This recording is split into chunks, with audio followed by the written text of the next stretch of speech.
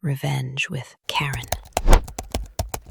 Rick's watch clicked louder than the clock as he tapped it impatiently across the table, but I kept talking because I knew what he didn't. The system he was pretending to understand was already saving the company $52,714 a day. And it was all mine. My blueprint, my sweat, my 18-month, sleep-deprived, caffeine-fueled magnum opus built from scratch while Rick sipped flat LaCroix and took credit for oxygen. Don't worry, this isn't another boss stole my spreadsheet sob story. This is the part where I tell you I designed that system with a little insurance policy, a failsafe, humming silently in the server guts, feeding raw performance metrics straight to the one person Rick couldn't schmooze or snowball, Victoria Langdon. You might know her as the steel-eyed billionaire who makes hedge fund managers cry into their collagen smoothies. She calls me Claire. Rick, she doesn't call him at all. Now, before I walk you into the fire, do me one solid favor. If you're one of the 97% freeloaders listening without hitting subscribe, fix that. A like and a click means our team eats something fancier than vending machine hummus this week. Thanks. Now, back to the factory fire that is my former career. Officially, I was lead project strategist for a global logistics firm you've never heard of, unless you've had a delayed Amazon package and felt rage at a warehouse. Unofficially, I was the woman duct taping a 30-year-old infrastructure to a $20M optimization rollout, while executives played whose ego is bigger over mediocre PowerPoints. I was the ghost in the machine who knew where the bodies and the backups were buried. The system was called Links, Logistics Integration Nexus. Sounds fancy, but really it was a Frankenstein's monster of route algorithms, predictive scheduling, AI-enhanced load planning, and a proprietary dashboard I built out of spite because Rick once told me Excel was good enough. Every part of it worked. We slashed idle hours, halved fuel usage, predicted delays down to the minute. And every week, I submitted performance reports that were so squeaky clean they practically smelled like Pine Sol. Rick didn't read a single one. Oh, he skimmed. He'd nod at the pie charts, grunt at the bar graphs, then pivot to some irrelevant story about his golf buddy from Stanford who once invested in drones. Meanwhile, I was pulling triple shifts with 3 regional teams, dodging union grievances, and making miracles out of shoestring budgets. And the cherry on top, board had no clue I existed. Every executive town hall was the same. Rick paraded around like a peacock on ketamine, presenting my metrics as strategic leadership breakthroughs. I sat in the back, drinking lukewarm coffee, pretending not to notice when he literally clicked through slides I'd emailed him the night before. Still, I kept quiet. I smiled. I played the good soldier because I thought if I just finished the damn thing, just delivered clean results, I'd finally earn a seat at the table. Maybe even a raise. Silly me. What Rick didn't know, what nobody but me and a very quiet contract from legal knew, was that Lynx had a silent partner. A secure, read-only feed nicknamed Failsafe Protocol B baked directly into the system's source code. It couldn't be edited, couldn't be paused, couldn't even be seen unless you had the right credentials. Credentials I'd personally handed to Victoria Langdon 6 months prior in a meeting that Rick forgot to attend. Victoria didn't need pomp or applause. She didn't even need explanations. She liked one thing, numbers, and Lynx gave her nothing but fireworks. The cost savings, the projections, the real-time optimization, she saw it all, unfiltered. Not the glossy PR spin Rick sent the board. Just the raw, glorious truth. Claire Morgan was printing millions out of thin logistical air. And every time Rick lied in a meeting or sidelined me in front of investors, I smiled a little harder.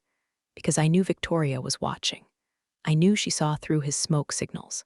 I just didn't know how fast the matchbox would catch once he struck the final spark. And trust me, he was about to. The numbers were undeniable. Hell, even the printer seemed proud of them. 48% drop in excess freight. Routing delays cut in half. Driver turnover plummeting. One distribution center reported a backlog clearance time of 0. 0. That doesn't happen unless you're bribing physics. I held the report like a newborn. I trimmed the fat, greased the gears, and brought a Frankenstein system back from the dead, and now it purred like a diesel symphony. Rick's response: "We'll delay the rollout a bit. Let the market breathe." Let the market breathe? What does that even mean? We weren't the freaking Fed. I blinked twice, thinking I misheard him during that Friday meeting in Conference Room B, the one where I'd expected to present Link's official post-deployment metrics to the board. I'd worn my navy blazer, the one with buttons still clinging to dignity. I even broke my no eyeshadow before 9 a.m. rule, but the boardroom stayed empty. Rick walked in late with a caramel latte and told me casually that he'd be taking the lead on comms. His exact words, "They need to hear it from a strategic lens, Claire. Not a tech ops perspective." Translation: "Sit down, sweetheart, daddy's talking now." I didn't argue, just nodded. My jaw tensed so hard I could have cracked walnuts with my molars. That weekend, I started hearing the whispers. First, it was Denise from finance, bumped into me at the downstairs vending machines. She asked if I was okay, said she'd heard Rick took over the system at the last minute, and that he must have cleaned it up quick. Cleaned it up, like it was a moldy attic I left to rot. Then Mike from Warehouse Ops muttered something similar over Slack, nice pivot on links. Crazy how Rick turned it around so fast, huh? I reread that message 3 times, then stared at the blinking cursor like it had personally slapped me. This wasn't confusion. This was revisionist history being penned in real time. Rick wasn't just delaying the rollout. He was erasing me from it. I sat in my office for a long time that night. Didn't cry, didn't rage. Just stared at the big laminated map of our shipping routes like it could blink back the truth. My inbox was suddenly quiet. No calendar invites, no follow-ups, no prep decks from the PR team. It was like I'd walked into my own funeral and everyone forgot to bring flowers. Then Natalie, my assistant, popped her head in, holding her phone like it had teeth. "Hey, Claire, this is probably nothing, but the dashboard pinged last night. The special one, investor access. Someone named Victoria Langdon logged in around 2:13 a.m. That normal?" I didn't move for a second, then I smiled. "Yeah," I said, "that's normal." Because while Rick was out there photoshopping himself into my victory, Victoria was browsing the raw data with her usual insomnia-fueled precision. She didn't need me to talk. She didn't need press briefings or 6-slide decks. She had Link's heartbeat delivered straight to her private dashboard like a pacemaker. And last night, the system had hit a new performance record. Right around the time Rick was posting vacation photos from Napa was the thing about my failsafe. It didn't care who smiled on stage. It just told the truth, line by line, hour by hour. Still, I wish I could tell you I stood up the next morning and confronted Rick with a righteous speech and a USB full of receipts. I didn't. I showed up Monday at 7:58 a.m. like always, badge still working, coffee still bitter, heart still heavy. But something had changed. Not in them, in me. The applause was never coming. The podium had been sawed out from under me before I ever stepped on it. But the data was mine. And so was what came next. The hallway to the 14th floor smelled like printer toner and betrayal. My Outlook had been mysteriously wiped of invites that morning, but I knew what meeting was happening up there, the final strategy briefing with the board. The one I'd spent 3 months preparing slides for, one where I was supposed to present the full deployment metrics of links, step by step, down to the last decimal of savings. Instead, the elevator doors opened, and Rick walked out adjusting his lapels like he'd just nailed a TED talk in front of God and Goldman Sachs. He didn't even flinch when he saw me. Just said, "Hey, Claire," like he was greeting a barista who got his order wrong. Then he kept walking. No explanation. No apology. Just his cologne dragging behind like a funeral procession for my career. I stood there a beat too long, heartbeat ticking like an error message. Something was off. I wasn't just being sidelined, I was being airbrushed. Sanitized, prepped for deletion. I turned on my heel, headed back to my desk, and that's when the email hit. Subject, HR check-in urgent. I laughed when I saw it. Not loud, not crazy, just one of those tired exhalations that leaks out when the knife finally lands where you always suspected it would. The walk to HR felt like my legs were moving underwater. I passed my team in logistics, who were too busy troubleshooting a back-end alert to notice me. Nobody made eye contact. Not out of malice, but because that's how silent executions work. Clean, quick, no blood on the floor. Monica from HR was already waiting when I walked in. He didn't look at me either. Just gestured toward the chair with that tight little corporate smile, like we were about to talk about my 401k options instead of stabbing me in the back with an ergonomic letter opener. "Claire," she started, already sweating, "after a thorough evaluation of current departmental needs and strategic pivots, your role has been determined redundant." I tilted my head like a confused golden retriever. redundant. I repeated, tasting the word like it was spoiled mayonnaise. Despite the fact that the system I designed is currently driving $20 million in projected annual savings, Monica blinked like I'd spoken Sanskrit. The decision wasn't performance-based, she said quickly, glancing at her screen. Leadership believes the company's direction no longer aligns with the original scope of the Link's rollout. As such, they're opting to reallocate resources. Reallocate made it sound like I was a printer cartridge. And then he walked in. Of course he did. Rick strutted through the door like he owned oxygen, a half-eaten protein bar in one hand and that same smug smirk glued to his mouth. He looked at Monica, nodded like they were co-conspirators, then turned to me. "You built a lemon, Claire," he said. "No shame in that. We're pivoting." There it was. Not even a curtain to pull back. Just a wrecking ball to the ribs, out in the open. My hands clenched in my lap. I could feel the blood rushing to my ears, the animal part of me screaming to lunge across the table and choke the smug out of his overpriced blazer. But I didn't move, didn't speak, because silence, when you know something they don't, is power. I gave a small nod, stood, smoothed my skirt, and walked out of HR with the same eerie calm as a nurse leaving a morgue. Rick called after me, no hard feelings, right? I was already halfway down the hall. I didn't answer. I didn't turn. I didn't need to, because the failsafe was still running. The first thing I noticed when I got back to my floor was that my name was already gone from the directory. Not updated, gone, like I'd never existed. Claire Morgan, erased in Helvetica. My keycard still let me in, barely. One final mercy before they iced it completely, like a bullet pausing midair. My screen flickered when I logged in. Outlook didn't open. Slack said I was inactive. My desktop wallpaper had reverted to the default blue Windows blob, sterile and smug. My personal folders? Gone, not even in the recycle bin. HR moved faster than a gambler on payday. I opened the file cabinet, pulled out the backup drive I'd kept taped to the underside of the bottom drawer. Labeled, for when the suits get cute. Inside, encrypted project logs, timestamped dev check-ins, every email I'd ever sent Rick with subject lines like action required. Validation testing results that he never opened. Just in case. Nobody looked at me as I passed through the bullpen. Not even a head tilt, not even a fake smile. My team, my people, kept their eyes glued to their screens, pretending not to see the woman who'd pulled them out of spreadsheet hell and into an AI-powered logistics revolution. Maybe they didn't know. Maybe they did. They were afraid Rick would gut them next. I started clearing my desk. Stapler, notepad, framed photo of my nephew squinting into the sun like he knew betrayal was coming. Then the keyboard locked up mid-keystroke. A small white box popped up, access denied, account disabled. They didn't even give me a 10-minute grace period. I picked up my phone, personal, thank God, and opened the encrypted signal thread with my attorney. No small talk, just 3 words, failsafe still running. She replied with a thumbs up and a PDF I didn't open. I didn't need to. We'd prepared for this moment 6 months ago when I told her I didn't trust Rick as far as I could throw his oversized ego. She helped me draft a clean legal framework for the audit feature, Failsafe Protocol B, which, by the way, wasn't company property. It wasn't in their documentation. Wasn't funded by their budget. Wrote every line of the logic layer in my off hours, in my own dev environment, routed to a separate investor-only dashboard I was contractually authorized to maintain. A dashboard that didn't just track system health. It proved authorship. Every commit, every line of code, had my digital signature burned into it like a watermark in blood. And I'd made damn sure everyone who mattered had a copy. Well, almost everyone. Rick didn't know it existed, wouldn't even know where to look.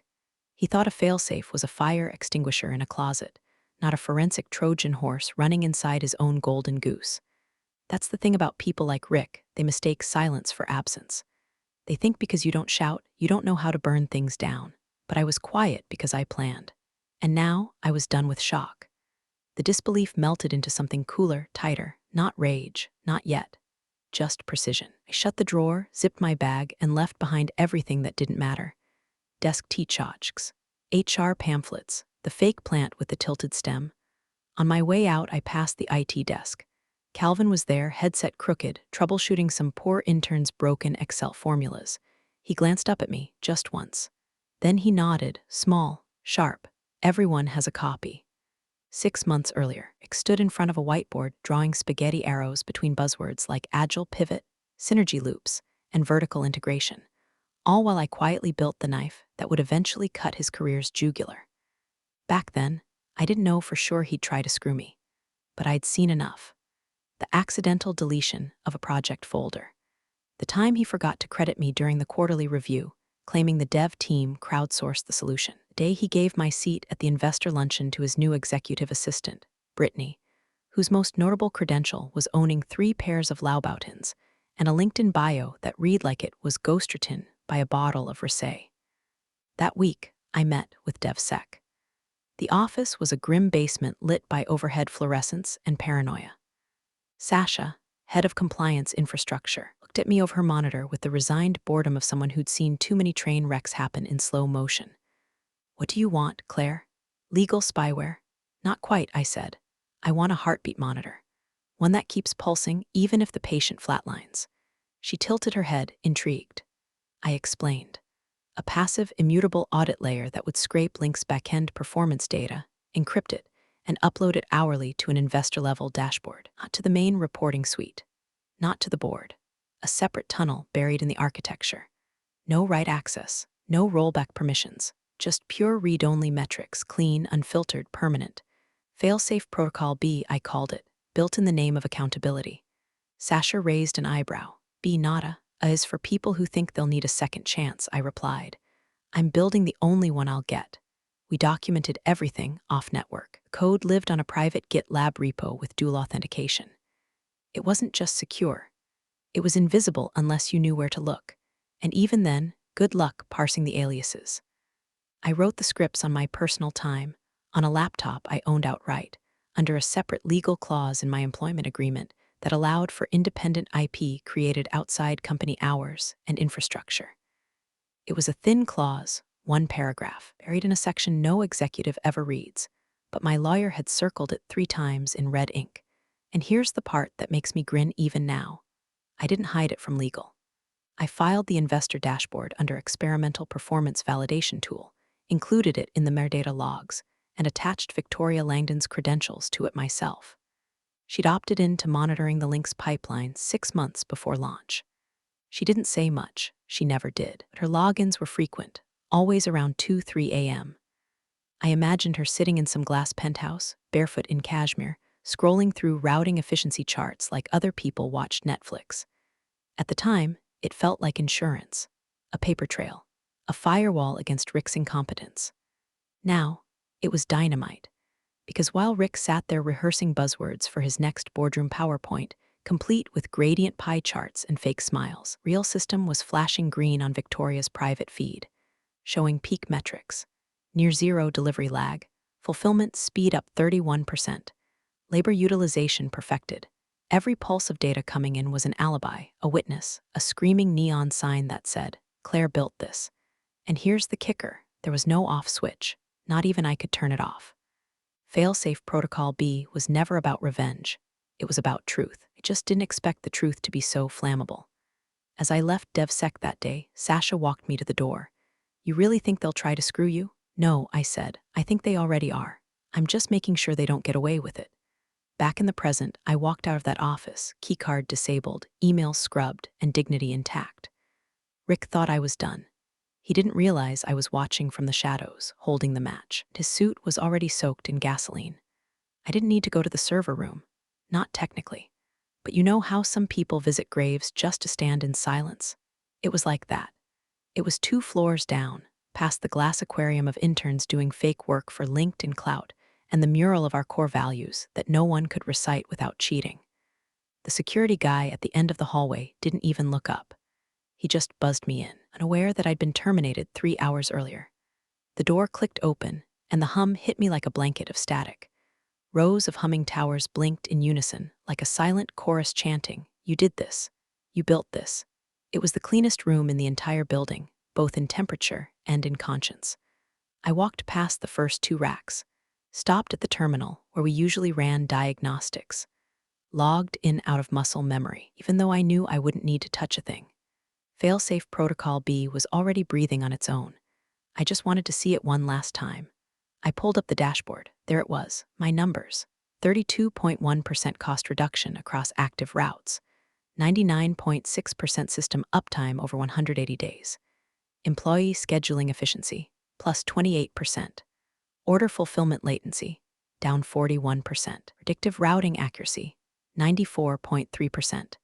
And the big one, $18.4 projected in realized annual savings, with 3/4 still to go.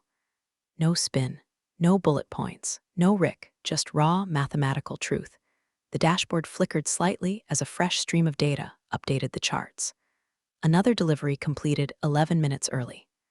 Another fuel optimization kick-in dropped consumption by 7%. Another batch of warehouse employees automatically reassigned without a single human intervention. Every line of code singing in harmony like it knew I was leaving. I didn't smile. Smiling felt too small for the moment. I simply breathed, once. Then I clicked the snapshot button. Not to preserve the data, it was already archived hourly across 3 mirrored instances, but for me, a final log, proof that I wasn't crazy or arrogant or just technical. I was right. Every number said so. And that dashboard, it was Victoria Langdon's personal feed. She was looking at these numbers in real time, probably already sipping her black coffee, arching an eyebrow, wondering why Rick's Friday board presentation had shown a 9% savings projection when her feed showed 32%, wondering why Claire Morgan's name was scrubbed from the project metadata, and wondering, quietly, precisely, thought it was a good idea to lie to a woman whose name is etched on the inside of multiple Fortune 500 boardrooms. I logged out, didn't touch the servers, didn't unplug anything, didn't even leave a note. I didn't need to, because this wasn't a goodbye. This was a final check-in before the storm. The building smelled different when I stepped back into the main hallway, or maybe I smelled different, like steel instead of sweat. Rick thought silence meant surrender. Forgot silence is what comes right before the blast. Somewhere on the 42nd floor of a building that smelled like fresh eucalyptus and freshly printed lawsuits, Victoria Langdon narrowed her eyes at the dashboard glowing on her screen. The numbers weren't just good, they were impossible. Lynx was outperforming even her most aggressive projections.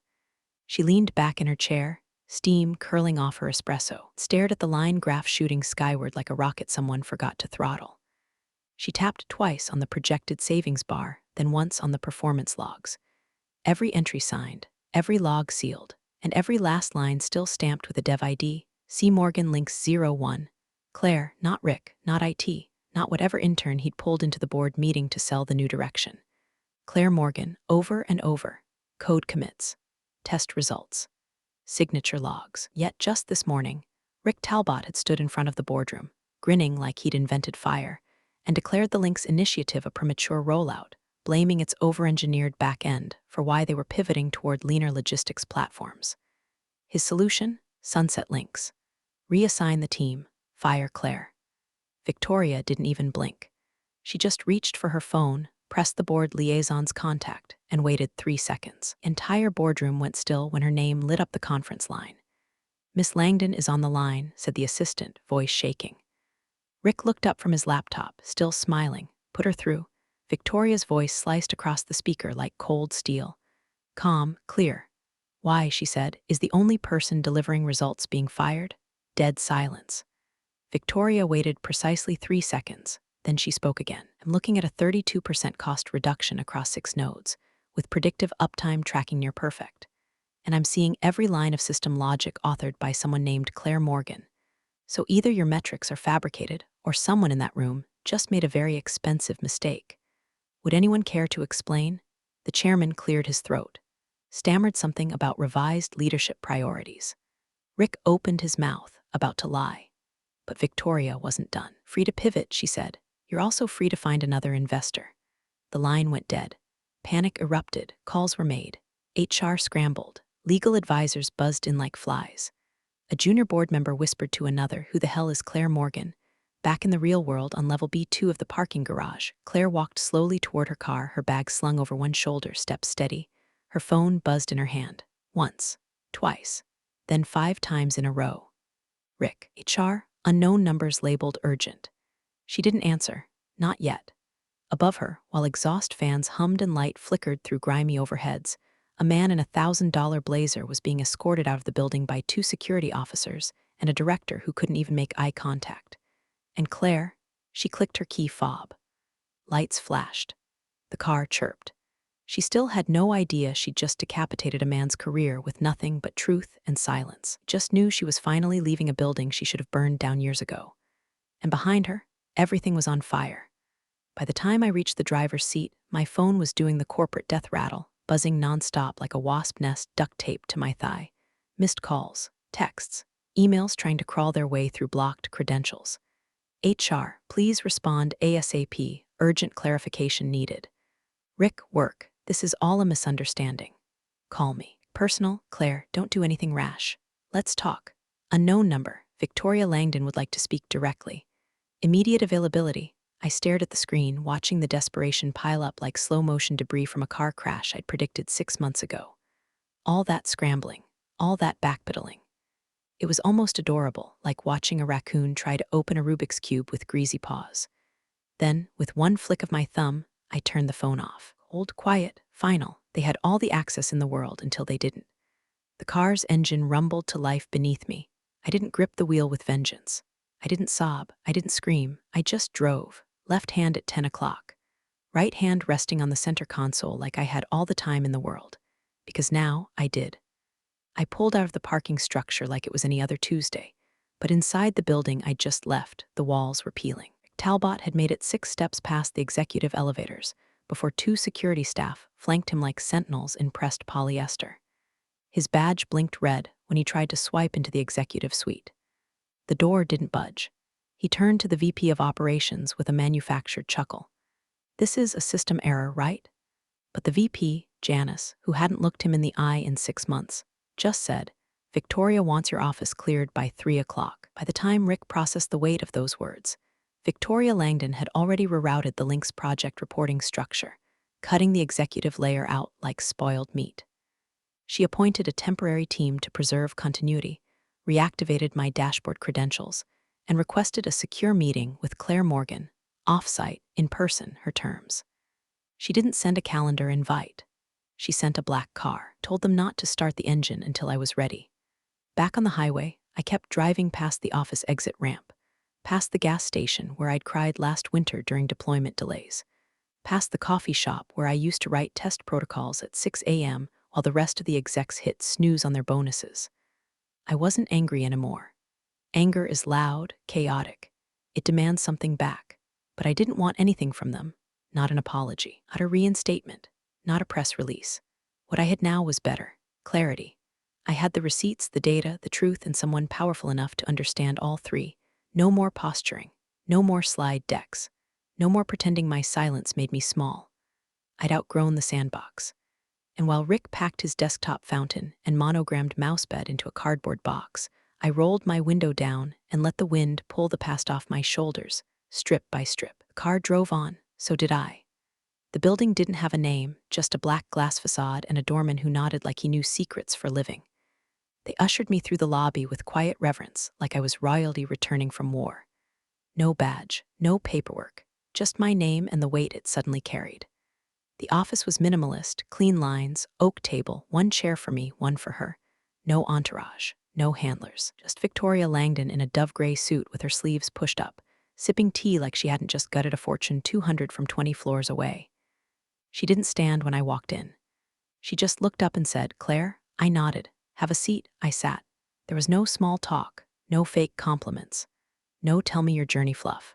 Just a manila folder placed in front of me, thick with documents, unbranded except for the simple title, Links, Build Proposal. She slid it toward me with 2 fingers. You get full control, she said, rebranded, independent funding.